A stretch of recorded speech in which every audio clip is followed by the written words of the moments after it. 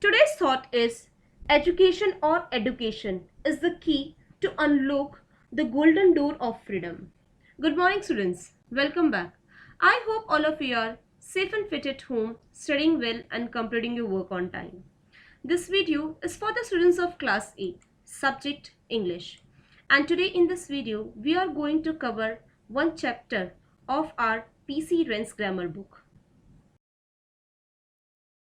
This is our chapter number 11 and the name of the chapter is The Participles.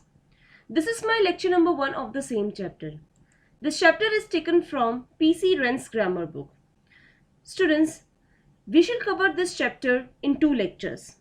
And today in this video, we are going to learn about the meaning and types of non-finite verbs, meaning, types, uses of participle along with examples. After then, we shall discuss the homework solution of the homework which was assigned you in lecture number 2 of chapter number 5, that is the summit within.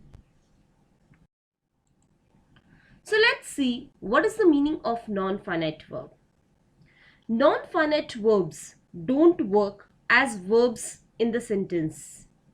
Rather, they work as nouns, adjectives, adverbs, etc. I repeat again, non-finite verbs don't work as verbs in the sentence. Rather, they work as noun, adjectives, adverbs, etc. Non-finite verbs don't change according to the number or person of the subject because these verbs don't have any direct relation to the subject. Sometimes they become the subject themselves. To clarify it, let's see an example. They always try to find fault with me. So here, to find is non-finite verb and they is subject. So let's see how many kinds of non-finite verbs are there. Number 1 is infinitives. Number 2 is gerunds. Number 3 is participles. So there are 3 kinds of non-finite verbs: infinitives, gerunds and participles. So this chapter it is based on the participles. So let's see what is the meaning, how many kinds of participles and what are the uses of participles. To know about it, let's read this chapter in detail. So now let's see what is the meaning of participles, or what do you mean by participles. A participle is formed from a verb and modifies a noun. A participle is formed from a verb and modifies a noun. Noun phrase, verb or verb phrase, and functions as an adjective itself. A participle most often ends in ed or ing, except for some irregular verbs. Or in simple way, we can say that a form of a verb that is used to indicate a past or present action and that can be also used like an adjective is called a participle. To clarify it, let's see some examples. Number 1, John fixed the broken chair. Number 2, hearing the noise, the boy woke up. So here the words broken and hearing qualifies the noun chair and boy respectively as an adjective does. And what is the meaning of adjective? Adjective means the words which qualifies nouns and pronouns in the sentences, or which tells us more about nouns and pronouns. It is formed from the verb break and hear respectively and governs an object. The words broken and hearing therefore partakes. Partakes means to take part or have a part of the nature of both a verb and an adjective, and it is called a participle. It may be called a verb or adjective. So let's see how many kinds of participles are there. Number 1 is present participle. It is ending with ing. Number 2 is past participle. It is ending with ed, d, t, en or n. And the last one is perfect participle. It is having plus past participle. So there are three kinds of participles: present participle, past participle and perfect participle. So let's read the types of participles in detail. So now let's see what is the meaning of present participle. The present participle is a type of verb that describes an action that is occurring during the current time or the present, and may be modified by different verb tenses to reflect whether the action is continuous or complete. Or in simple way we can say that the ing form of the verb is called present participle. It does not denote time but an unfinished or incomplete action is called present participle. To clarify it, let's see some examples. We met a girl carrying a basket of flowers. Number 2, loudly knocking at the gate, he demanded admission. Number 3, the children, thinking all was safe, attempted to cross the road. Number 4, he rushed into the field and foremost fighting fell. So here in all the examples you can see that the words which are in red color are present participle, because present participle ends in ing form of the verb. The above are all examples of what is usually called the present participle, which ends in ing and represents an action as going on or incomplete or imperfect. If the verb form which it comes is transitive, it takes an object, as in first sentence. So here in the first sentence, flowers is an object and this sentence is transitive verb. Number 2, note also that in sentence 2 the participle is modified by an adverb, because loudly word, it is here an adverb. Notice that the present participle denotes not time but unfinished action. To clarify it, let's see some example. Number 1, I see a girl carrying a basket of flowers. Number 2, I saw a girl carrying a basket of flowers. As you can see in example number 1 and 2, the use of present participle carrying denotes that the action is in process and duration of time is not mentioned or not there. Now let's see some other examples. I see a girl who is carrying a basket of flowers. I saw a girl who was carrying a basket of flowers. It has been seen. The sentences which are in blue color that show time is determined by the finite verb and not by the participle, and the words which are in red color are finite verbs. So let's see what are the uses of present participle with examples. Number 1, it is used as a part of continuous form of a verb. For example, he is reading a book. Number 2, it is used as an adjective. Adjective means which qualifies or which tell us more about noun or pronoun. For example, the smiling girl is my sister. Number 3, it is used as a gerund, and the meaning of gerund is a gerund has the same form as a present participle. A gerund is that form of verb which ends in ing and has the force of noun and a verb. Gerund is verbal noun and present participle is verbal adjective. For example, Mary is interested in reading books. Number 4, it is used after verbs of perception. Perception means become aware of something through the senses. For example, I saw them crossing the street. So here the word crossing, it is used as perception. Number 5th, it is used with the verbs spend and waste. For example, don't waste time playing computer games. Number 6, it is used with the verbs catch and find. For example, don't let him catch you reading his letters.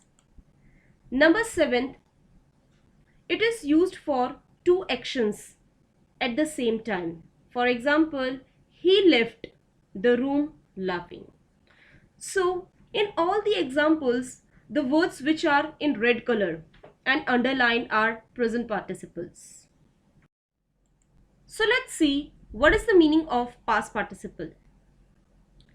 A past participle is a word that formed from a verb. It is used as an adjective or for verb tense.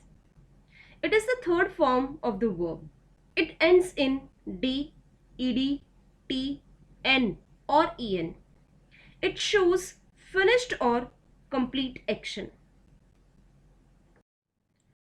To clarify it, let's see some examples. Number 1. Blinded by a dust storm, they fell into disorder. Number 2. Deceived by his friend, he lost all hope. Number 3. Time misspent is time lost. Number 4. Driven by hunger, he stole a piece of bread. Number 5. We saw a few trees laden. Laden means carrying or holding a lot with fruit. So you can see that in all the examples, the words which are in red color are past participles, and they are used as an adjective or for verb form.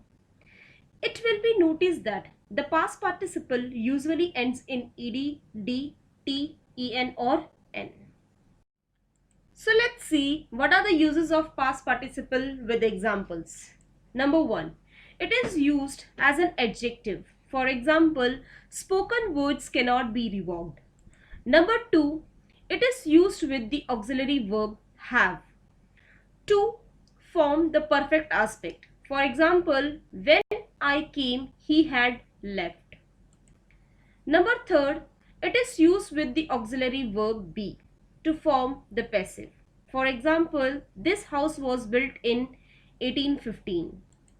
Number 4. It is used to make one of the past forms for the modal verbs. For example, I should have finished by the middle of the week. Number 5. It is used to replace a subject plus passive verb construction. For example, she entered a complaint by her daughters. Number 6. It is used after want, have and like plus direct object. For example, I want the sticks translated by noon. So you can see that all the words which are in red color are past participles. So let's see what is the meaning of perfect participle. Perfect participle is formed by using having before the past participle. Means by adding having before the past participle, the perfect participle is formed. It indicates an action which was finished or completed in past time. It works as a verb and an adjective in the sentences. To clarify it, let's see an example. Having rested, we continued our journey. So here, having rested is perfect participle because we have added having before the past participle, that is rested, and having rested is qualifying we here, the noun, and it is working as an adjective in the sentence. So now let's see some examples. There is an exception for that. Number 1. A rolling stone gathers no moss. Number 2, he's tattered. Tattered means old and torn. Coat needs mending. Number 3, a born child dreads the fire. Number 4, education is the most pressing need of our country. Number 5, he was reputed to be the most learned man of his time. In the following examples, or in these examples, the participles are used as simply qualifying adjectives in front of a noun. Thus, used they are called participle adjectives. From the last two examples, it will be noticed that a participle admits of degree of comparison. When used as adjective, means when participles used as adjective, the past participle is passive in meaning while the present participle is active in meaning. For example, a burnt child means a child who is burnt. A rolling stone means a stone which rolls. So, when the participles are used as an adjective, so the past participle is means in passive form and present participle is active in meaning. So, this is the chapter.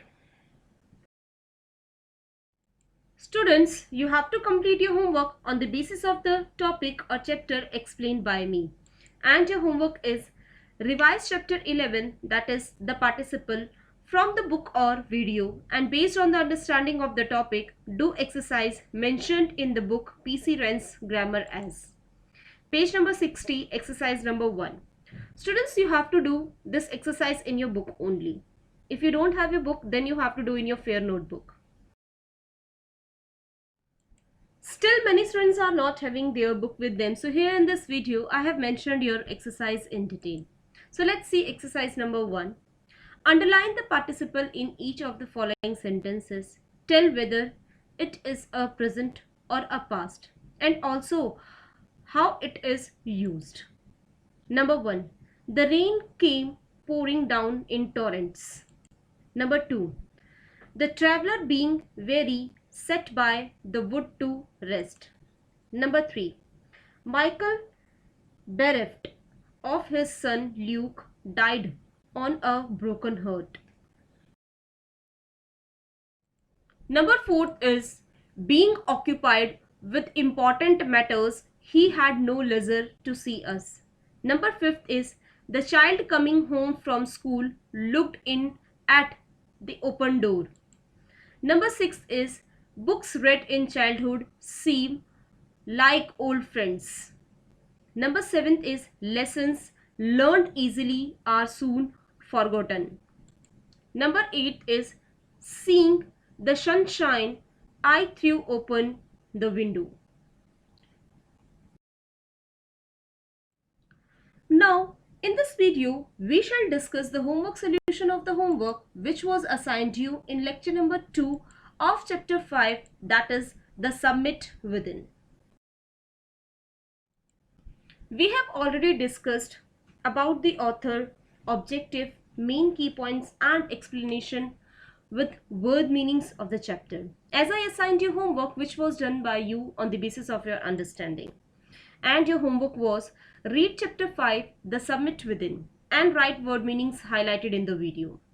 Based on the understanding of the chapter, write the answers of the questions mentioned in the book Honeydew as. Page number 80, working with the text, question number 1 and 2. Question number 1, part 6 and 7.